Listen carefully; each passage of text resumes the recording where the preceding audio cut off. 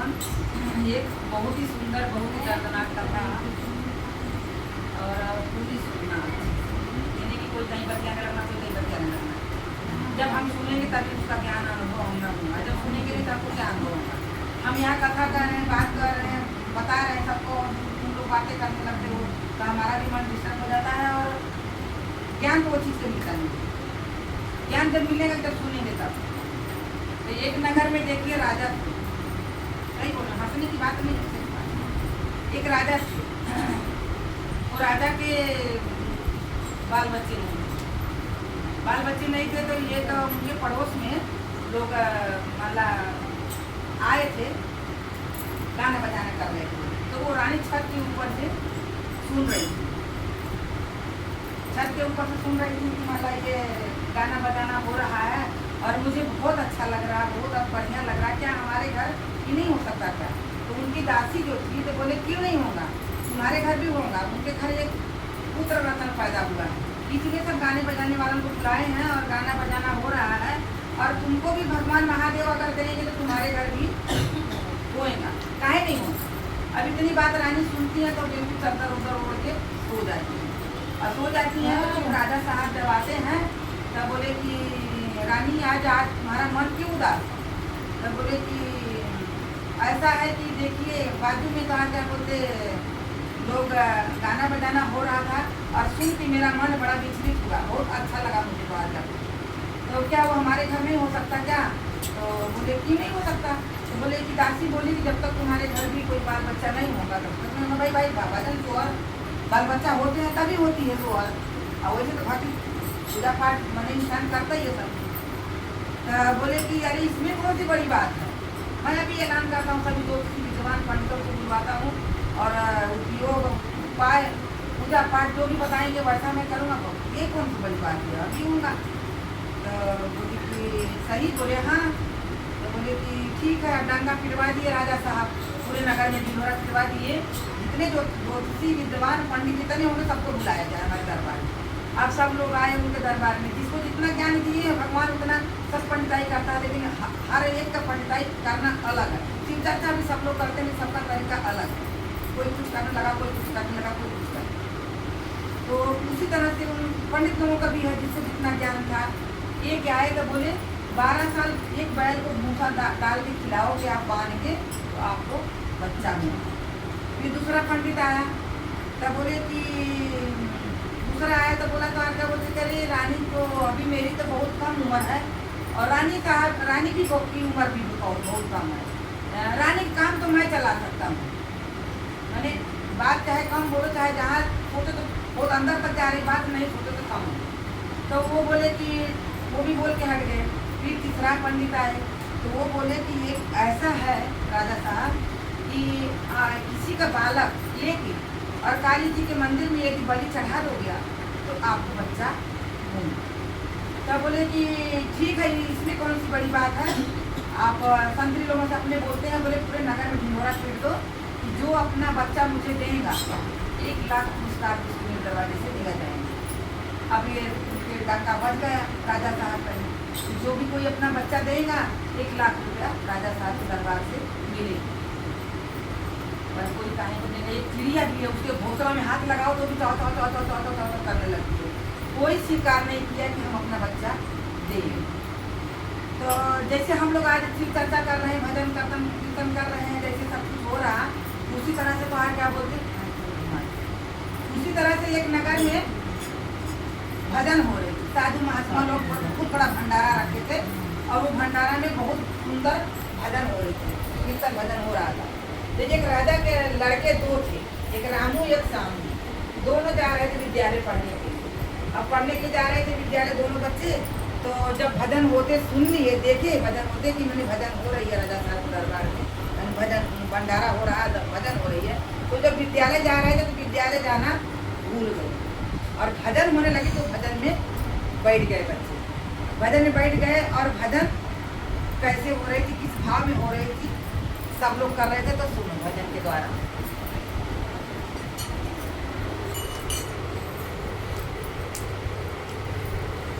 अरे चरनिया में तू हरे, चरनिया में तू हरे, बड़ा गोल बड़ा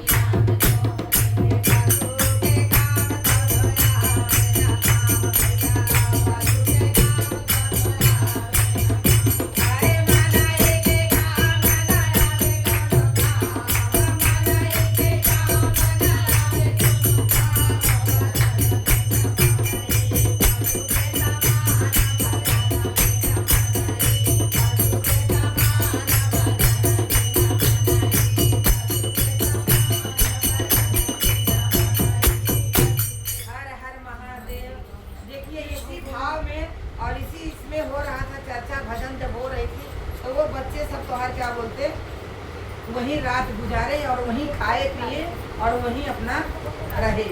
सुबह हुआ, बहुत देर से घर आए जब, तो माँ से दरवाज़ा खोलाते हैं पीछे से और खोल के घर में आके सो जाते हैं। अब रात से लेट आते हैं, सुबह लेट उठते हैं।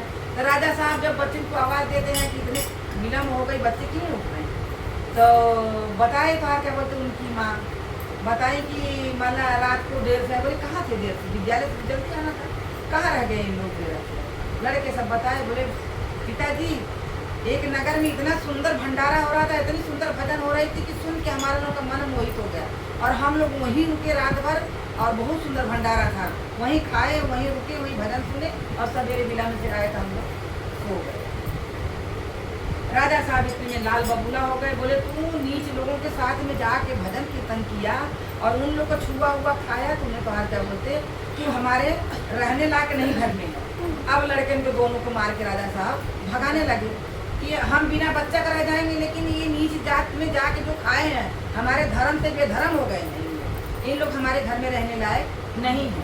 अब दोनों लड़के उनके भगाने लगे। जब भगाने लगे घर में से, तो इतने में एक कोई आया उनके सामने और बोले राजा साहब अपने बच्चे को घर से बेघर कर रहे हो, भगाइए रहे हो, अपनी ज़िंदगी से निकाल रहे हो, तो ये यकीन नहीं, ऐसा क्यों नहीं करते कि राजा साहब को दे देते, बलि चढ़ जाते और वहाँ से तुमको पैसे भी मिल जाएगा। राजा साहब को लालच आ गई मन में, बोले सही बोले। अब वो एक लड़का के उठाए बड़े वाले को और ले गए राजा के दरबार में बच्चे को देने के, बलि देने के लिए गए। तो बोले कि सब गुण सरपूर्ण है, पंडित जी पूछे, तब बोले कि हाँ सदा एकता रहने की बात करता है ये, और माने सबको एक रहने की बात करता है और सब गुण संपूर्ण है।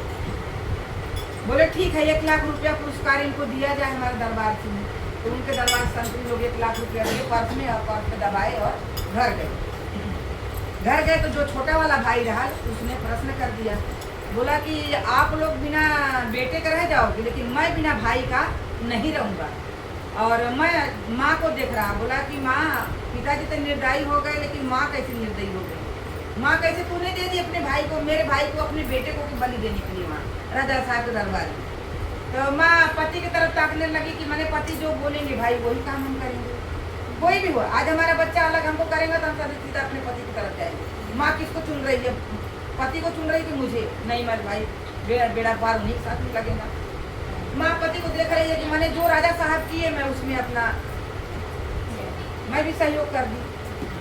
बस राजा साहब के पर्स को खींचा लड़का, और जब पर्स खींचा और खींच के लेके वहाँ से नहीं बोला कि मैं ये पर्स पैसे लौटा के राजा साहब को और अपना भाई छुड़ा के लेते हैं। राजा साहब पत्थर पर गिरते हैं और वहीं मूर्छित हो जाते हैं।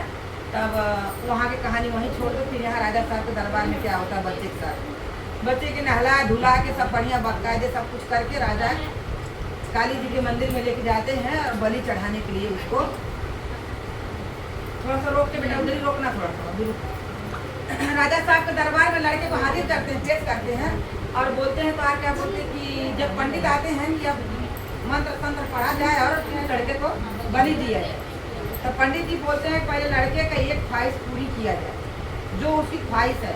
अगर एक ख्वाहिश बिना पूरी करे लड़का बलि देने के योग्य नहीं है। तो राजा साहब पूछते हैं कि तुम्हारी क्या ख्वाहिश है। बोले मेरी कोई ख्वाहिश नहीं, मैं स्वयं बलि चढ़ने की तैयार हूँ, मुझे बलि चढ़ा दो, मुझे कुछ नहीं चाहिए, कोई ख्वाहिश नहीं। बोले नहीं, जब तक तुम्हारी मांग नहीं पूरी होगी, ख्वाहिशें पूरी नहीं की जाएंगी, तब तक तुम योग्य नहीं बनोगे बलि देने के। बोले अच्छा ठीक है, यदि आप लोग चाहते हो मेरी मांग पूरा करने के लिए तो एक तसला बालू मंगा दो। बोले ठीक है, संतरी लोगों के ऐलान करते हैं जल्दी से पेश किया जाए। अब एक तसला बालू आया और वो तसले के बालू में से 4 पूरा लड़का लगाता है, 4 पूरा लगाता है, 1 पूरा 2 पूरा 3 पूरा 4 पूरा लगाया और 4 पूरा लगा के और पहले पूरा पर बैठता है और उठ के लात मारता है वो पूरा, दूसरे को भी बैठता है तो उस पर भी लात मारता है, तीसरे को भी बैठा उसको भी लात मारा, और चौथे पे जब बैठा इतना गड़गड़ाहट आवाज़ आई बिल्कुल उसको अंदर से ही कि पूरा उनका राजा साहब का पूरा ब्रह्मंडल पूरा हिल गया, पूरा उनका घर हिल गया पूरा द्वार का। तो बोले कि ये चौथे पूरा का राज हमको बताओ। राजा साहब पूछे लड़के से कि चौथे पूरा का राज बताओ कि क्या मतलब है, तुम जब चौथे पर बैठे तब पूरा थर्रा गई तो आके वो डर की, ये क्या बात है। तो बोले राजा साहब सुनना चाहते हो तो सुनो। पहला पूरा मेरे माँ पिताजी का है, जो कि मुझे जन्म दे के और आपके दरबार में बलि देने के लिए दे दिए। और दूसरा पूरा जो है मेरे यार दोस्तों का, यार दोस्त हमारे आज हमको इतना पूछ रहे हैं, हम ही को अपने पर देखो आज इतना पूछ रहे हैं, कितना मतलब कि संसार हो गया है। और कल अगर तुम्हारे साथ कोई दुर्घटना हो जाएगी तो कोई तुम्हारा सपोर्ट नहीं करेगा और कोई तुम्हारे साथ नहीं खड़ा होगा। मैं दूसरा ये यार दोस्त 4 दिन से आपके घर आया हूँ, कोई यार दोस्त मिलने नहीं आए। मैं अपने यार दोस्तों के छाती पर लात मारता हूँ। अब बोले तीसरा, तो बोले तीसरा राजा साहब मैं आपके छाती पर लात मारता हूँ। ये तीसरा पूरा जो है आप मुझे बलि दे के और अपना पुत्र और तुम पैदा करना चाहते हो, इसलिए मैं कि एक जान मार के और एक जान तुम हासिल करना चाह रहे हो, इसलिए तीसरा पूरा मैं उनके छाती पर लात मारता हूँ। और बोले कि चौथा, तो बोले चौथा पूरा ये मेरे गुरु का है, जैसे मैं चौथा पूरा पर बैठा वैसे ही आप पूरा ये हो गया। इसमें से आवाज आती है कि जो बाल बांका कर न सके कोई, और जो गुरु चाहे वो हो। मुझे इसमें से आवाज आई कि मेरे गुरु जो चाहेंगे वही हो। इसमें से इस तरह से मुझे आवाज आई है।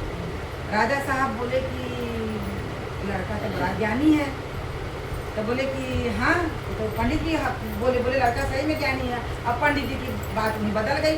पंडित जी क्या बोलते हैं कि राजा साहब यदि इसको बलि दे के आप पुत्र रत्न पैदा करोगे तो लंगड़ा होगा, गूंगा होगा, बहरा होगा, कैसा होगा, कैसा नहीं होगा ये तो नहीं जानते हो। और स्वयं इतना सुंदर ये बालक मिल गया है, इसी को अपने दरबार का राजा बना दो। तब बोले रानी से पूछा जाए, रानी को भी बुलाया गया। रानी बोली कि जिसमें हमारे राजा साहब शामिल है उसमें मैं भी शामिल हूँ। राजा साहब जो बोलेंगे वो। अब राजा लड़का के बढ़िया राजा का मत पलट गई। लड़का को बढ़िया नहलाए धुलाए, बढ़िया पीताम्बरी और बढ़िया क्या बोलते पहनाए ओढ़ाए उसको, और सिंहासन पे बैठा के राज दरबार का मालिक बना दिए, अपने राज दरबार का मालिक बना दिए।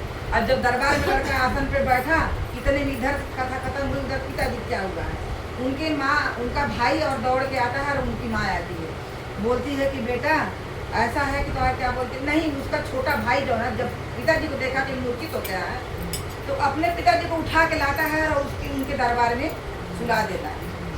जब उनके दरबार में सुला देता है तो लड़का पहचान जाता है कि हमारे पिताजी हैं, तो अपने हाथ से कंगन निकालता है और पानी में धोता है और धो के अपने पिताजी के ऊपर छिड़कता है।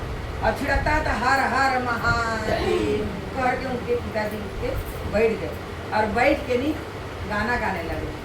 ई मनवा पति तन पथ पहचाना, ई मनवा पति तन पथ पहचाना। मैं पहचान नहीं पाया बेटा कि तुम्हारे अंदर कितना गुण है, कितना ज्ञान है, कितनी तुम हर गुण से भरे हो। तो क्या बोलते मैं तुम्हारा जान नहीं पाया कि तुम्हारे गुण और ज्ञान और भाव की वजह से आज तुम कितने बड़े राजा साहब के दरबार का मालिक बनते, कितना बड़ा आज तुमको पदवी मिली। मैं नहीं पहचान पाया बेटा, मुझे क्षमा कर दो। बेटे के चरणों में ये कहते बोले पिताजी आप पिता हो तो पिता हो, मैं बच्चा हूँ तो बच्चा हूँ। आप अपनी भूल स्वीकार कर लिए, सब स्वीकार हो गया। हर हर महादेव, गौरा पार्वती मैया की, सच्चा दरबार की। जैसे उनको ज्ञान दिए भगवान सबको ज्ञान दिया। हर हर